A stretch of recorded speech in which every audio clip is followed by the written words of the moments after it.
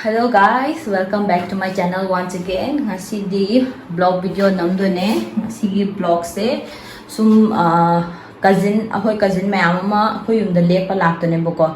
Ado mayam du gi video namani aduga aina sum moi lakpa duda aina sum challenge video khara su namge na khan boko. Ado challenge video mayam du su namani aduga hujik akoi chatu se अखोई युहेन बदो आई video दा दुम याव युहेन बदो my मयाम मा लखलु दोइने अदुदुगा अखोई पोचै लैबा चटलनी अदुगा पोचै लैरनी अदुगा हलानी हलागा अखोई हाइदि मखा ताबा blog अखोई पुरा नुंगांग अमा लैदोइनेबा अदुगा ख्वाइदगी इंटरेस्टिंग ओइबा हायगा अखोई जे पुला मथक लोइ लैदोइनेबको अदो टेन सु खनदोइनेबको टेन तो खल्लगा टेन मनुंग दसु लैदोइनेबा हाइदि तुमनिंगो मिदुना टेन मनुंग लैगा हाइदि अखोइदो हाइदि resort कुम्बदा लैबगी टाइप ता अखोइदो दुम टाइम स्पेंड तौदोइनेबको अदो कमाइन तौगे येंगसे आइगी वखंददि याम नुंगाइदो मालेबको अदो अखोइ चटनबा तौरनी अदो आइसे ngasi khungup tongdri kai khungup tongdoino khangde ai khungup ama khallage duka khungup tongjalani duka let's go lore dress set pa hujik chatlani aduga chatlaga makha tawa video do namjarage let's go ko chattore ko chara thonjan ramni ko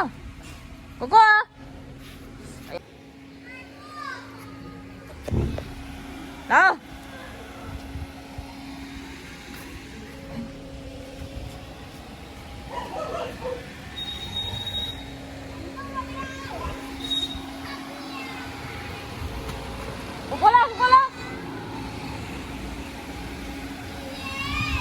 Somne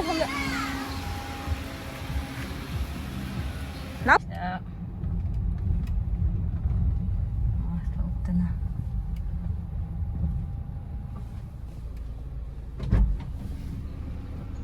hello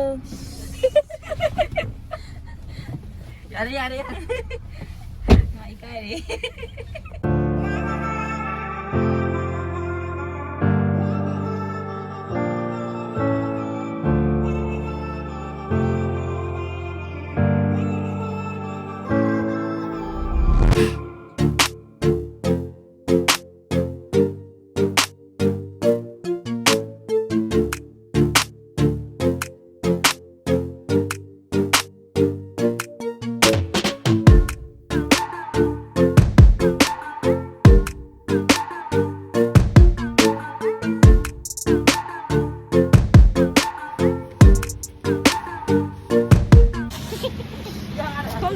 somda purai ba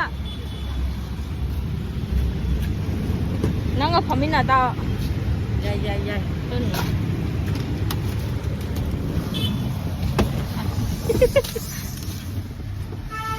as nang sak yaw de pot tang ut pa ni nang sak kam yaw du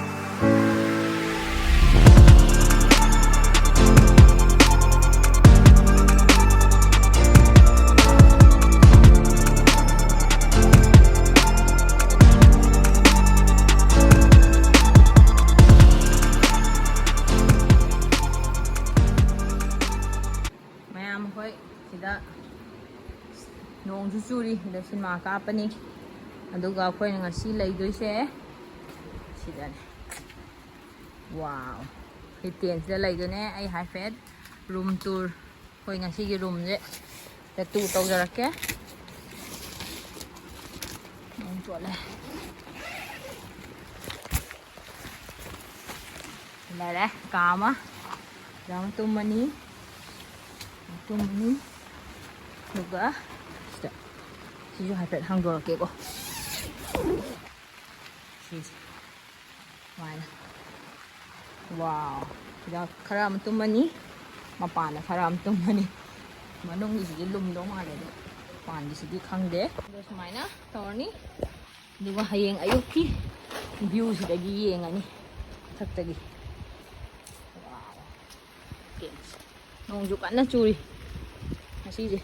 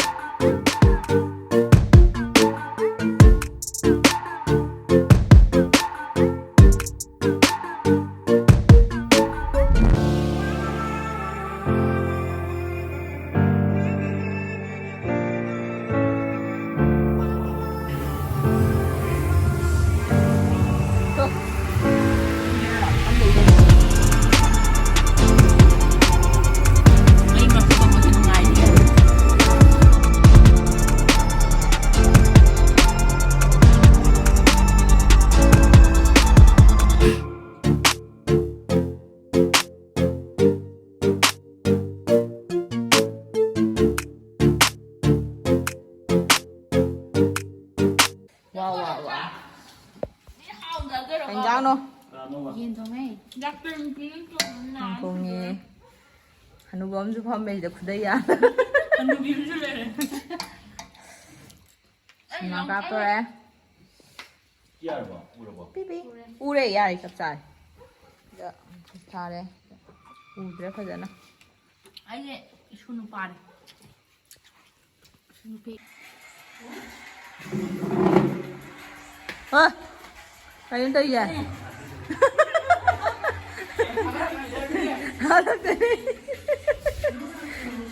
Brush daw music. Ang kanan, nung naanggi. Night routine. Hoy. Challenge video naman doon rin. Music ay hingi. Kung baro ta doon rin music si kung nung naanggi kung drama thoy ga minute yang kay ni thoy. Challenge daw doon eh. Tumbo. Ulo.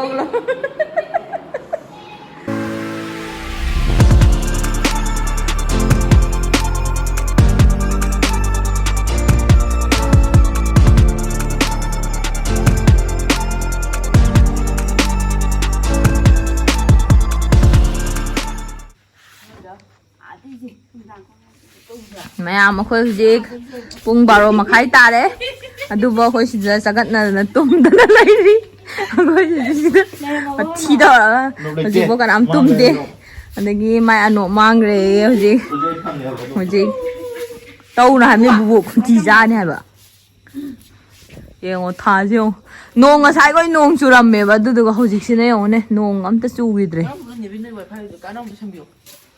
wifi pesa happy haba Tebule pukala ba? Pukale.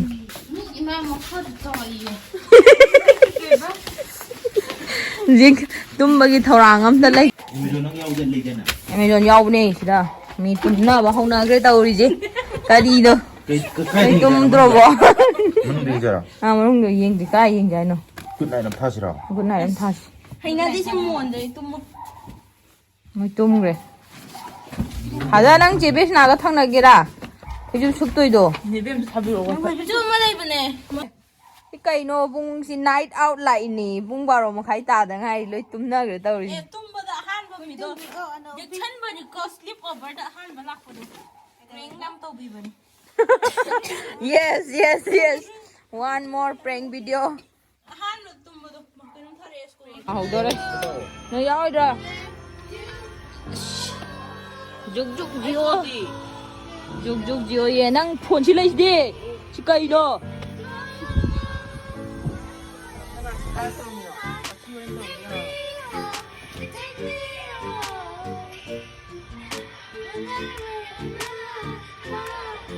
mayam aigi video se kamain tawbige nungaibiraga di like amomom nambiramo aduga share tawraga comment su tawbiramo mayam dasu ado sisina nungalapagi video oidune ba sigi nungalapagi video sina next vlog ta thagajarage kaigino habda yam sangani ba aduga challenge video amsu namjai aduju thagajarake ngasi gi oina di side loisalage thank you so much for supporting. Bye, take care, see you again soon.